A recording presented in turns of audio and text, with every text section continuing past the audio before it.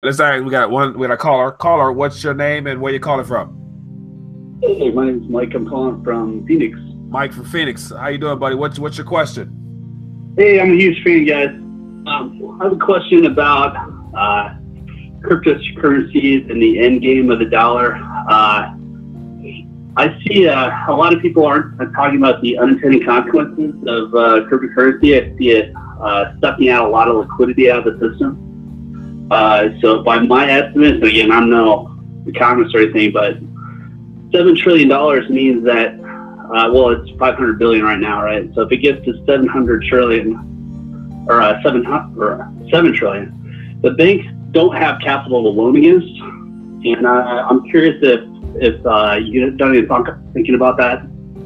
The other thought I was thinking about as far as the dollar goes is if 1% of the crypto money went into silver, like physical silver, it'd dry up the silver.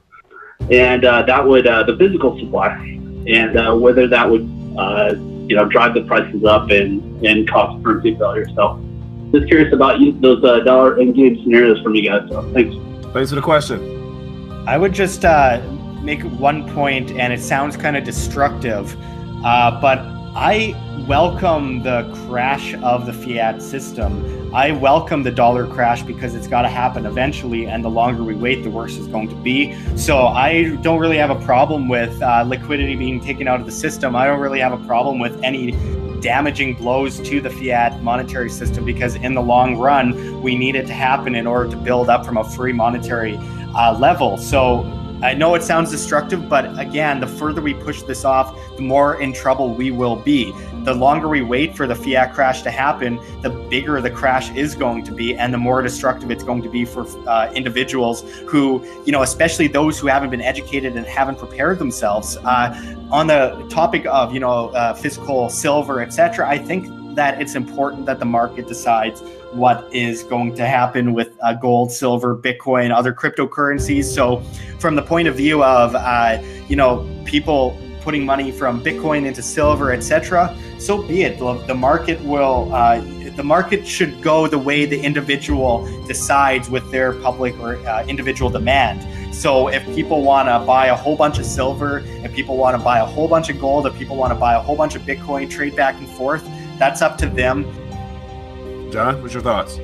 Yeah, no, I think we need to move towards this free market, and whatever people choose to do or what will happen with people's choice, the individual vote or what they want as a currency. I think that's the future, no matter what that is.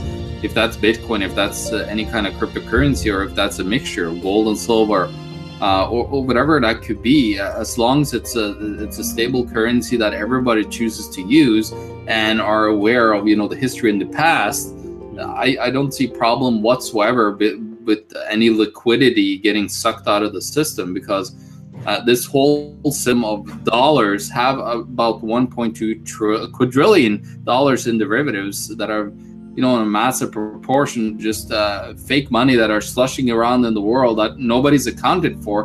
What if that suddenly had to become real money and be within US borders? What are you going to do about inflation, for example, when all this money is going to slowly start to come back to the United States? Think about the recent tax bill that which is great, that is cutting taxes on corporations, of course. But think about that tax bill, all that money starting to flow back to the United States now. I see a lot of, the mass amount of liquidity coming back to the United States that have been hidden offshore. And you're going to see huge, not liquidity crisis, you're going to see so much money coming back that you're going to actually have a very high inflation in the United States, and possibly, it could trigger other events that could end up, towards an inflationary state at one point, with hyperinflation, and of course with all this money coming back. You got to remember the current prices in the inside of the United States based on inside border United States dollars. When you drag in, let's say people are thinking that 4.5 trillion more dollars is going to come within borders as the corporations are going to cash in on this tax cut. Well, that's 4.5 trillion in new dollars. Where is that money going to move to if it gets, shoved out to the public? Well, of course, it's great that it's getting out to the public, but the problem is also what they're not thinking of is as people get the higher wages and everything, people the prices and inflation will go up at the same time.